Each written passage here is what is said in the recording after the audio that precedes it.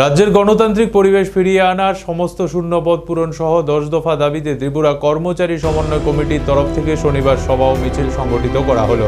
রাজধানী প্যারাডাইস চৌমুহনী থেকে শনিবার বের হয়েছিল মিছিলটি। এই মিছিলটি এদিন বিভিন্ন পথ পরিক্রমা করে পরবর্তী সময়ে এক সভা সংগঠিত করে।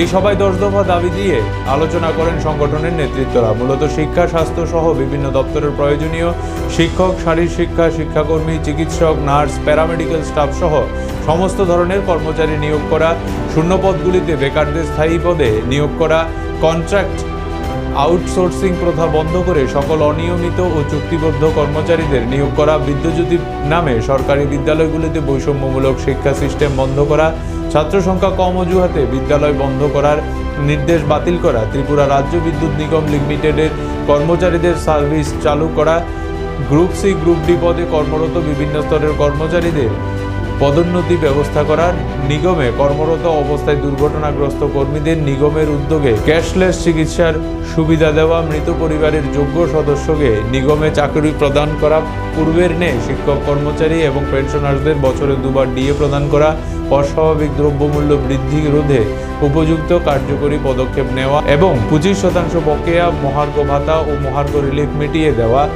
কর্মচারী স্বাস্থ্যবিরোধী নির্দেশ প্রত্যাহার করে ডিফাইন্ড পেনশন বেনিফিট পদ্ধতি পুনরায় চালু করা, গ্রেড ইন এই ভুক্ত বিদ্যালয়গুলোতে শিক্ষার স্বার্থে দয়া বুদ্ধি করা বাতিল করা, শিক্ষক কর্মচারীদের মধ্যে বৈষম্য দূরীকরণের ব্যবস্থা নেওয়া, মুখ্যমন্ত্রী জন আরোগ্য যোজনার গাইডলাইন প্রকাশ করা, অ্যাডহক প্রমোশনের ফলে সৃষ্ট জটিলতা দূর করা, রাজ্যে আইন প্রশাসন ও গণতান্ত্রিক পরিবেশ রক্ষায় প্রশাসনকে সক্রিয় ভূমিকা পালন করার দাবিগুলি নিয়ে এদিন জমায়েতে বক্তব্য রাখেন নেতৃত্বরা।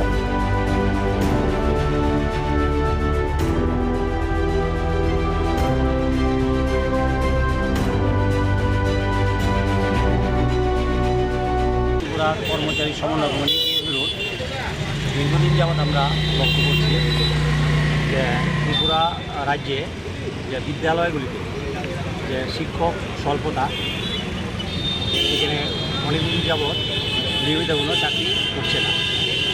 হাসপাতালগুলিতে ডাক্তার এবং নার্স, প্যারামেডিক্যাল পুরা খালি। সেই জায়গার মধ্যে আমরা দাবি করছি যে অনতি বিলম্বে এই সমস্ত পদে নিয়মিত নিয়োগ করতে হবে। আমরা দাবি করছি যে অনিয়মিত কর্মচারী যারা আছেন, বামফ্রন্ট সরকারের আমলে 10 বছর চাকরি করার পরে তাদেরকে নিয়মিত করার একটা সিদ্ধান্ত ছিল এবং 18-র আগে সমস্ত অনিয়মিত কর্মচারীদের নিয়মিত করা হয়েছে। কিন্তু আমরা লক্ষ্য করলাম যে 1918 সালের অক্টোবর মাসে একটা সার্কুলার জারি করে সেই অনিয়মিত কর্মচারীদের নিয়মিত করার যে সিদ্ধান্ত সেটাকে বাতিল করে দিলেন। আমরা দাবি করছি ত্রিপুরা রাজ্যে হেলথে 1000 অনিয়মিত কর্মচারী আছে, সারা রাজ্যের বিভিন্ন ডিপার্টমেন্টের কয়েক হাজার অনিয়মিত কর্মচারী আছে, তাদেরকে নিয়মিত করতে হবে।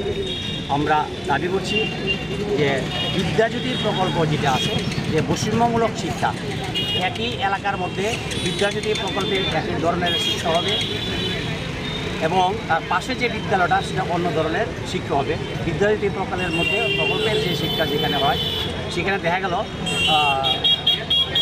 ছাত্রছাত্রীদের কাছ থেকে যে ডেভেলপমেন্ট চার্জ হিসেবে টাকা আদায় করা হচ্ছে এবং এটা 2009-এর যে শিক্ষা অধিকার আইনে পুরো বলা আছে যে প্রতিটা শিশুকে অবৈতনিক বাধ্যতামূলক শিক্ষার আঙ্গিরে নিয়ে আসতে হবে। কিন্তু এটা আমরা দেখলাম এই বৈষম্যমূলক শিক্ষার ফলে এটা সারা ত্রিপুরা রাজ্যের মধ্যে একটা প্রতিক্রিয়া সৃষ্টি হয়েছে। আমরা দাবি জানাচ্ছি আমরা এই বৈষম্যমূলক শিক্ষা আমরা মানছি না। আমরা দাবি করছি ত্রিপুরা রাজ্যে প্রায় 900 মতো স্কুলকে 4টা জেলাতে, উত্তর ত্রিপুরা জেলা, দক্ষিণ ত্রিপুরা জেলা, গোমতী জেলা এবং পশ্চিম ত্রিপুরা জেলার রাজ্য সরকারের শিক্ষা দপ্তর এখানে প্রায় 900 মতো স্কুলকে তারা সেখানে বন্ধ করে দেবেন সার্কুলার জারি করেছেন। সেখানে বিভিন্ন ডিওর কাছে তারা লিস্ট পাঠিয়েছেন।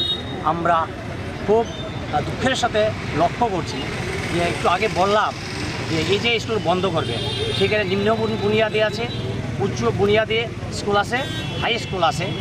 এই স্কুলগুলি ত্রিপুরায় যে শুধু শহরে না, শহরের বাইরে বিভিন্ন যে গ্রাম, সেই গ্রাম স্তরের স্কুল আছে। বামফ্রন্ট সরকারের আমলে 1 কিলোমিটারের ভিতরে একটা প্রাথমিক স্কুল না, অনেক ক্ষেত্রে 2টো প্রাথমিক স্কুল ছিল। বামপন্থী সরকারের আমলে 2 কিলোমিটারের ভিতরে এসবি স্কুল, একটা না 2টো স্কুলও ছিল, 3 কিলোমিটারে হাই স্কুলও ছিল। স্কুল এমন জায়গায় ছিল যেখানে ছাত্র আছে সেখানে স্কুল ছিল। কিন্তু আমরা লক্ষ্য করলাম যে এরকম যদি একটা সিদ্ধান্ত নেওয়া হয় তাইলে আমার এই গ্রাম ত্রিপুরার যে সমস্ত ছেলেমেয়েরা আছে তারা পড়াশোনার আঙিনাটাকে চলে যাবে। অর্থাৎ আমার 2009-এর আমার শিক্ষার অধিকার আইনের যে ধারা ছিল সেটাকে লঙ্ঘন করা হবে। আমরা তার তীব্র বিরোধিতা করছি। প্রত্যেকটা শিশুর শিক্ষার অধিকার আছে, সেই অধিকার রক্ষা করার জন্য বিদ্যালয়গুলি সেখানে রাখতে হবে। ছাত্র সংখ্যা যাই হোক, বিদ্যালয়গুলি সেখানে রাখতে হবে। দ্বিতীয় আমরা যেটা দাবি করছি যে আমাদের পেনশন 2018 সালের 1 জুলাই থেকে ত্রিপুরা রাজ্যে সমস্ত শিক্ষক কর্মচারী পেনশন পেতেন। 2018 সালের 1 জুলাই একটা সার্কুলার জারি করে আমরা দেখলাম যে পেনশনটা যে এনএসপি নিউ যে পেনশন স্কিম চালু করেছে, এই পেনশন স্কিমের ফলে আমাদের পুরানো যে আমরা পিএফআর দিয়ে অ্যাক্ট জারি করেছে এটাকে বাতিল করে আমরা ওল্ড পেনশন স্কিম চালু করার আমরা দাবি জানাচ্ছি। সেখানে শিক্ষা বিল 2020 সেটার যে আমার শিক্ষার অধিকার আইন তো লঙ্ঘন করছেই, পাশাপাশি সেখানে দেখা যাচ্ছে যে শিক্ষার বিল 2020 আমার যে ইতিহাস এবং আমার বিবর্তনবাদ যে সিলেবাসের পরিবর্তন করা হচ্ছে, যে বাস্তবমুখী সিলেবাস সেখানে ছিল। আমরা দাবি করছি সেখানে বিদ্যুৎ কর্মীদের যারা চাকরি করছেন তাদের সার্ভিস রুল নেই, তাদের বিলম্বে তাদের এই সার্ভিস রুলটা চালু করতে হবে। এবং বিভিন্ন জায়গায় বিদ্যুৎ কর্মীরা কাজ করতে গিয়ে তারা আহত হচ্ছেন, এই আহতদের যে ক্যাশলেস চিকিৎসা ব্যবস্থা সরকারকে করতে হবে। এবং যারা মারা গেছেন কাজ করতে গিয়ে তাদের পরিবারকে অনতিবিলম্বে একজনকে তাদের সেখানে চাকরি দিতে হবে। আমরা সেখানে দাবি করছি যে ত্রিপুরা রাজ্যে যে অগণতান্ত্রিক যে একটা ব্যবস্থা চলছে আমাদের সারা ত্রিপুরা রাজ্যে, সেই সাব্রুম, ধর্মনগর, বিলুনিয়া, বিশালগড়, জিরানিয়া, কমলপুর, বিভিন্ন জায়গায় তেলিয়ামুড়া আমাদের সমিতি ও অফিসগুলিকে জবরদখল করে রাখা হয়েছে, আগুন দিয়ে পোড়ানো হয়েছে। এবং আমাদের যে সংগ্রামের সাথীরা তারা কোনো আন্দোলন করতে পারছেন না, আন্দোলন করতে গেলেই তাদেরকে সেখানে মারমুখে আঘাত করছে। এই গত 13ই মে আমার উদয়পুরে আমার সংগ্রামী সাথীদের সেখানে এখনও মনে তারা এসছেন, তাদের মধ্যে কাল সেখানে দাগ পড়ে আছে, তারা সেই কলঙ্কের দাগ নিয়ে আজকে সেখানে এসেছেন। শিক্ষক কর্মচারীরা কাজ করেন কিন্তু তারা সেখানে আমাদের রাষ্ট্রবাদী যারা বলে, রাষ্ট্রবাদী নামে আমরা বলতে চাই তারা রাষ্ট্রবাদী হতে পারে না, তারা আতঙ্কবাদী।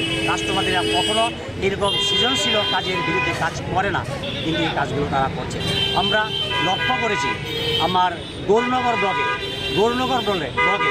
আমার মাননীয় মুখ্যমন্ত্রী দপ্তর আরডি দপ্তরের কর্মী লোকেশ নাগ তাকে সেখানে মারলেন, পিঙ্কি পাল চৌধুরী তাকে সেখানে মারলেন। এবং যারা এই মুখ্যমন্ত্রীর দপ্তর আরডি দপ্তরের কর্মী সেখানে মার খেলেন। এবং আমরা দেখলাম যে স্বরাষ্ট্র দপ্তরও মুখ্যমন্ত্রী দপ্তরে, কিন্তু দেখলাম আমরা সেখানে তারা কিন্তু বিচার পানি অ্যারেস্ট হননি, একজন কর্মীও অ্যারেস্ট হননি। আমরা তার বিরুদ্ধে প্রতিবাদ জানাতে চাই। ত্রিপুরা রাজ্যের গণতান্ত্রিক পরিবেশ যাতে অবাধ থাকে, আমরা যাতে অবাধভাবে কাজ করতে পারি, স্বাধীনভাবে আমরা যাতে কাজ করতে পারি। এবং সারা ত্রিপুরা রাজ্যের যে বাতাবরণ তৈরি হয়েছে আপনারা জানেন, সাংবাদিক আপনারা জানেন, সেই বাতাবরণে আমরা পরিবর্তন করতে চাই। সেই জন্য আমরা মাঠে নেমেছি। মাঠে আমরা যতদিন পর্যন্ত আমাদের দাবি মানানো হয় ততদিন পর্যন্ত আমরা মাঠে থাকবো। আমি ত্রিপুরা কর্মচারী সমন্বয় কমিটি ইস্ট বিভাগের চেয়ারম্যান রঞ্জিত।